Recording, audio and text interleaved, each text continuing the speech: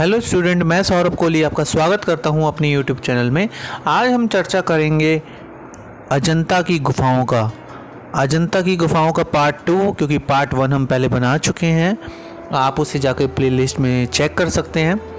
ये जो वीडियो है वो आर्ट हिस्ट्री के स्टूडेंट, फाइन आर्ट्स के स्टूडेंट, ड्राइंग के student, UPSC, DSSB, KVS, NVS, UPPCS और भी अन्य एग्ज़ाम्स के लिए काफ़ी महत्वपूर्ण है। तो चलिए शुरू करते हैं पार्ट 2। पहले हमने चर्चा कर ली थी अजंता के चित्रों की सुरक्षा के बारे में, गुफाओं की गणनाओं के बारे में और अजंता की खोज, प्रतिकृतियां तथा प्रचार के बारे में। अब हम शुरू कर रहे हैं गुफाओं का निर्माण काल। 13वीं गुफा का निर्माण काल 200 ईसा पूर्व है, जो सबसे प्राचीन है। इसकी दीवार पर चमकदार मौर्यकालीन पॉलिश है।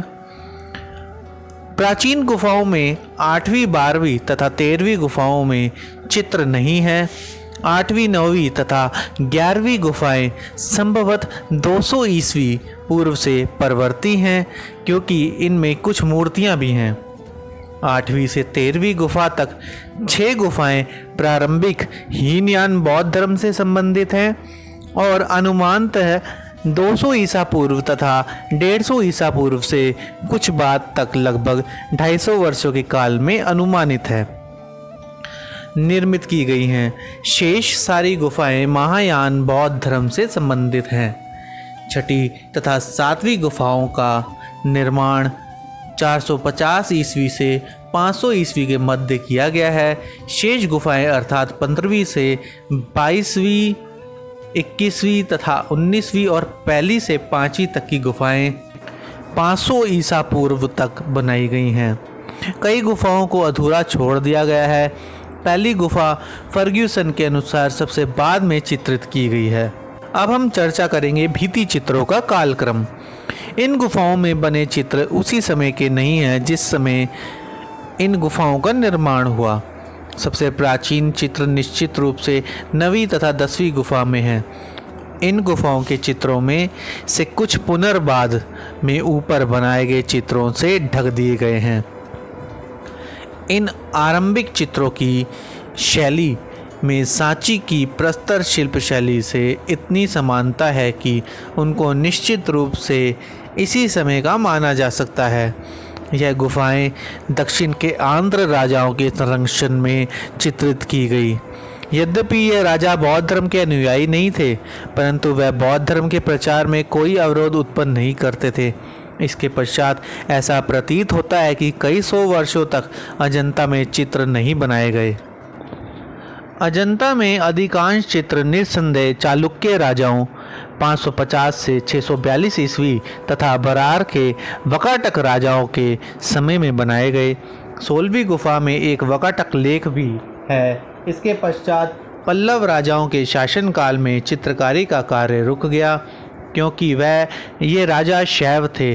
मालवा राज्य की बाघ गुफाओं के चित्र 5वीं शताब्दी में बनाए जा चुके थे। अजंता की कुछ परवर्ती काल की मूर्तियां और एलोरा की आरंभिक मूर्तियों में बहुत समानता है।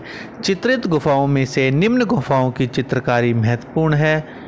इन गुफाओं की चित्रकारी के कालक्रम के संबंध में सभी विद्वान प्राय एक मत हैं। अगर हम बात करें गुफा संख्या 9 तथा 10 की, तो वो 200 ईसा पूर्व से 300 ईस्वी तक है। गुफा संख्या 9 तथा 10 के स्तंभ 350 से 400 ईस्वी तक के हैं। गुफा संख्या 16 तथा 17 350 से 500 ईस्वी तक के हैं। गुफा संख्या 4, 6, 11 तथा 15 भी इसी काल में से चित्रित हैं। गुफा संख्या 1 तथा 2 500 ईस्वी से 628 ईस्वी तक के हैं। अब हम बात करेंगे अजंता में भित्ति चित्रण विधि की। अजंता के चित्रों का धरातल तैयार करने के लिए पहले प्लस्तर की परत में चूना, खड़िया, बारीक बजरी का गारा या मसाला बनाकर गुफा की खुरदरी दीवार पर लगा दिया जाता था। इस गारे को कई दिनों तक अलसी के पानी में भिगोकर फूलने दिया जाता था। इसमें उर्दू की दाल का पानी भी डाला जाता था। कभी कभी इसमें उड़द की दाल का पानी भी डाला जाता था। कभी कभी विशेष रूप से छत के गारे में धान की भूसी भी मिलाई जाती थी। प्लास्टर की पहली तय 0.25 इंच से लेकर 1 इंच तक मोटी होती थी। इसके ऊपर अंडे के छिलके की मोटाई के बराबर सफ़ेद प्लास्टर का लेप चढ़ा दिया जाता था। इस प्लास्टर का लेप स्तंभों, पत्थर पर उड़े हुए आलेखनों तथा मूर्तियों आदि पर भी कर दिया जाता था, परंतु अधिक बारीकी से कटी हुई मूर्तियों आदि में इस प्लास्टर का प्रयोग नहीं है, बल्कि मिट्टी के प्लास्टर का प्रयोग किया गया है। इस प्रकार प्रत्येक गुफा प्लास्टर से नहीं बनाई गई थी और चित्रित की जाती थी। यह प्लास्टर ज्वालामुखी गुफाओं की चट्टानी दीवारों के छेदों को भली प्रकार भेद देते थे और उसके छेदों में बैठ जाती थी। पहला प्लास्टर लगाया जाता था। इस प्लास्टर के ऊपर से सफ़ेद प्लास्टर को पोत दिया जाता था। श्री हैविल का मत है कि अजंता में चित्र पूर्ण हो जाने पर जब सूख जाते थे तो चित्र में अत्यधिक प्रकाश को उभारने के लिए टेम्परा यानी कि बंधक पदार्थों के साथ मिले रंग, सफ़ेद मिश्रित गाढ़े रंग लगाए जाते थे।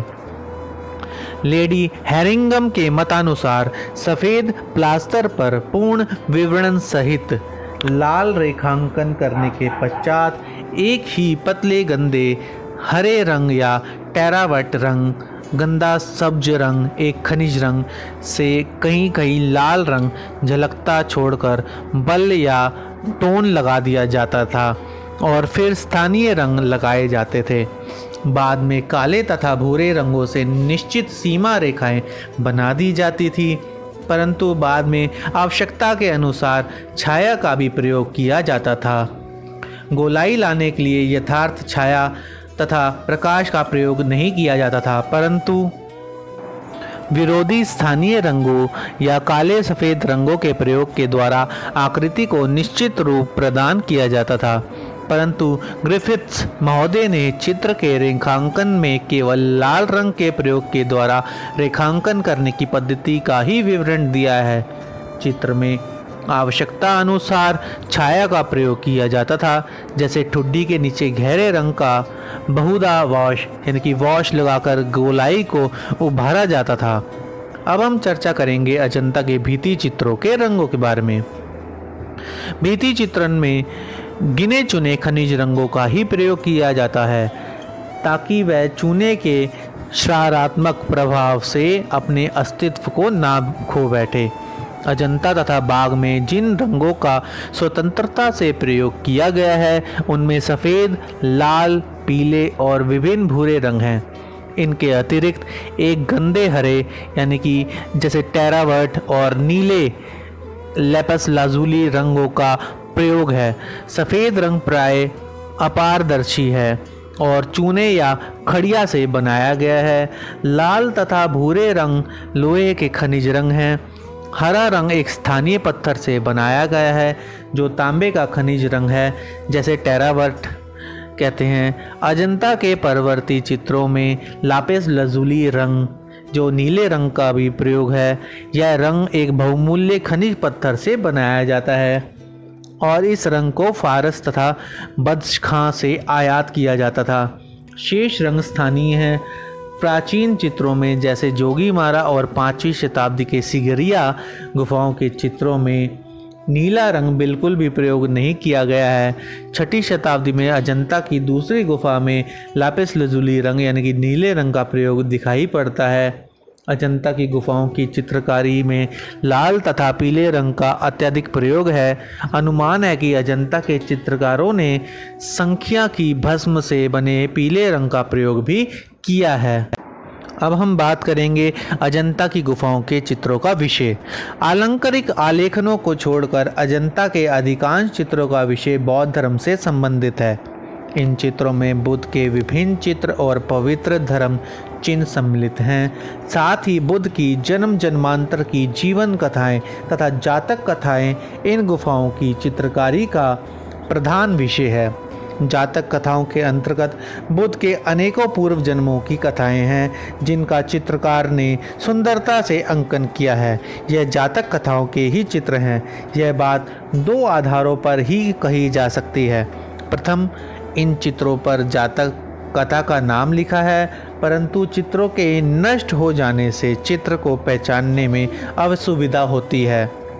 दूसरी, 10वीं गुफा में पड़डंट हाथी की जातक कथा तथा अन्य जातक कथाओं को उनके घटनाक्रम के अनुसार अंकन एवं उनकी विशेषताओं के कारण पहचाना जा सकता है। तो इस तरह ये सेकंड पार्ट अजंता का समाप्त होता है। अब आगे हम हर गुफा के हिसाब से वीडियो बनाएंगे, चाहे 9वीं गुफा हो, 10वीं, 16वीं, इस तरह से हर गुफा को स्पेसिफिक रूप से बताया जाएगा ताकि आप आसानी से समझ सकें। इस चैनल को लाइक, शेयर एंड सब्सक्राइब करना बिल्कुल ना भूलें और साथ ही बेल आइकन को ज़रूर प्रेस करें और उसमें ऑल वाला बटन दबाएं ताकि सारी नोटिफिकेशन आप तक पहुंच सके। आज के लिए मैं अपनी वाणी को यहीं विराम देता हूं। धन्यवाद।